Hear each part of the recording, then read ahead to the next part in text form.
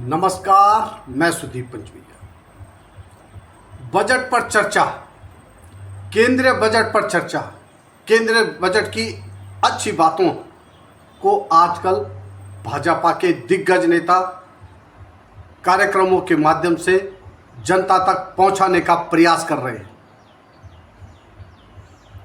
ये अच्छी बात है, मगर इस बजट चर्चा में लोगों की पहले ढीली होती जेब और अब खाली होती जेब पर कोई जिक्र नहीं हो रहा है। सरकारी शिक्षक कर्मचारियों की पेंशन पर बजट पर चर्चा में कहीं जिक्र नहीं हो रहा है।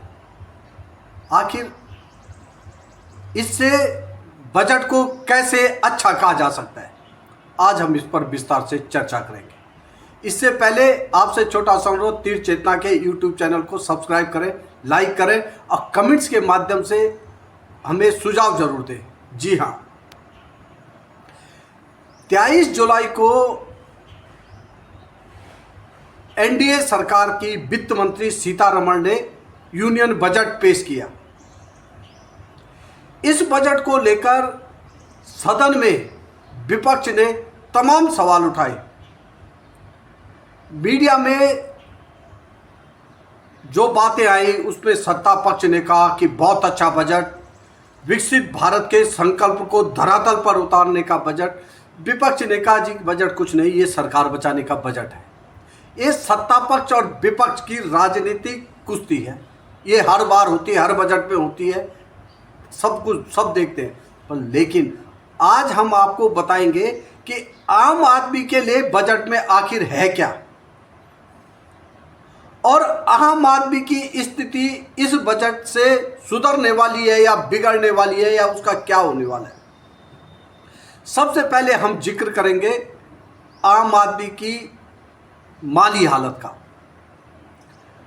रिजर्व बैंक ने एक ताजा रिपोर्ट तैयार की है। इस रिपोर्ट में बताया गया है कि 50 सालों में भारत के लोगों की जो बचत है, घरेलू बचत है, वो न्यूनतम स्तर पर पहुंच गई है। न्यूनतम स्तर पर पहुंच गई है। जो पहले हमारे जीडीपी का करीब 13% और 14%, 11 से 13-14% तक रहता था, वो मात्र 5% पर आ गया है। यानी आम लोगों की जो जेब महंगाई से पहले ढीली हो रही थी, अब वो लगभग खाली होने की स्थिति में आ गई है। रिजर्व बैंक की ये जो रिपोर्ट है, जाहिर है बैंक की सेविंगों पर आधारित है। धरातलीय स्थिति इससे और विकट है। यकीन न हो तो अपने आसपास या अपने घर के बजट को और पिछले 10 साल में अपनी कमाई और सेविंग को देख लीजिए, पता चल जाएगा। आपकी सेविंग में थोड़ा बहुत कमी हुई हो तो अपने अड़ोसी पड़ोसी नाते रिश्तेदारों की सेविंग के बारे में पता कर लीजिए, हकीकत सामने आ जाएगी। बावजूद इसके भारत विश्व की 5वीं अर्थव्यवस्था बन गया है। 2014-15 के मुकाबले 2021-22 में भारत में प्रति व्यक्ति आय में दुगने की बढ़ोतरी हो गई है। इस आंकड़े को भी लोग जानते हैं कि प्रति व्यक्ति आय में आम आदमी एक आंकड़े भर की पूर्ति करता है। आय किसकी बढ़ती है ये किसी से छिपा नहीं है, आय किसकी बढ़ी है ये किसी से छिपा नहीं है। ये इस बात में स्पष्ट हो जाएगा कि भारत के में घरेलू बचत तेजी से घट रही है।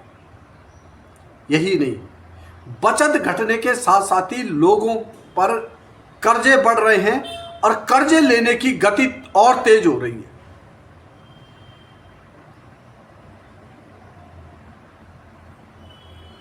इस बात की भाजपा के जो नेता, भाजपा के जो दिग्गज नेता, सांसद बजट पर चर्चा कर रहे हैं, बजट की अच्छी बातों को जनता को पहुंचाना चाहते, वो इस पर कुछ नहीं बोल रहे हैं। भाजपा के नेता केंद्रीय बजट में एलोकेशन की बात को बड़ा चढ़ाकर प्रस्तुत कर रहे हैं।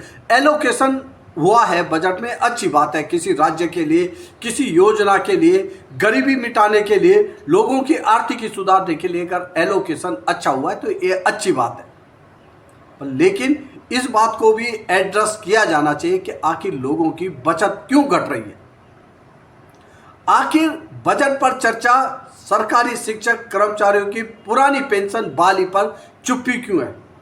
अगर भारत विश्व की 5वीं बड़ी अर्थव्यवस्था बन चुका है और तीसरी की ओर, तीसरे नंबर के लिए प्रयासरत है, तो क्या ऐसा अच्छा लगेगा कि सरकार के हाथ पैर, नाक कान दिमाग के रूप में काम करने वाले सरकारी अधिकारी, शिक्षक, कर्मचारियों को पेंशन न मिले, उनका सेवानिवृत्त जीवन मुश्किल में कटे। एनपीएस को लेकर जो बातें सामने आ रही हैं वो उनके साथ भी ऐसा हो कि रिटायरमेंट के बाद वो खून के आंसू रोए।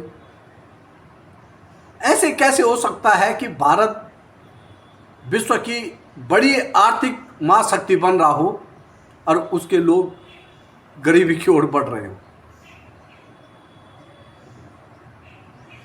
ये जो सेविंग आम लोगों की घट रही है या भारत में जो घरेलू सेविंग घट रही है तेजी से, यकीन मानिए इसमें मिडिल क्लास का हिस्सा बहुत बड़ा है। तो ये माना जाए कि मिडिल क्लास तेजी से गरीबी रेखा की ओर डिस्प्लेस कर रहा है। अगर वास्तव में ये है, अगर आरबीआई की रिपोर्ट की बात करें तो कम से कम यही है, अगर सेविंग घट रही है, कर्जे बढ़ रहे हैं, एक तो महंगाई इसकी वजह हो सकती है। अगर यही क्रम जारी रहा तो मिडिल क्लास तेजी से गरीबी रेखा की ओर बढ़ेगा। ये देश के लिए अजीबोगरीब संकट होगा।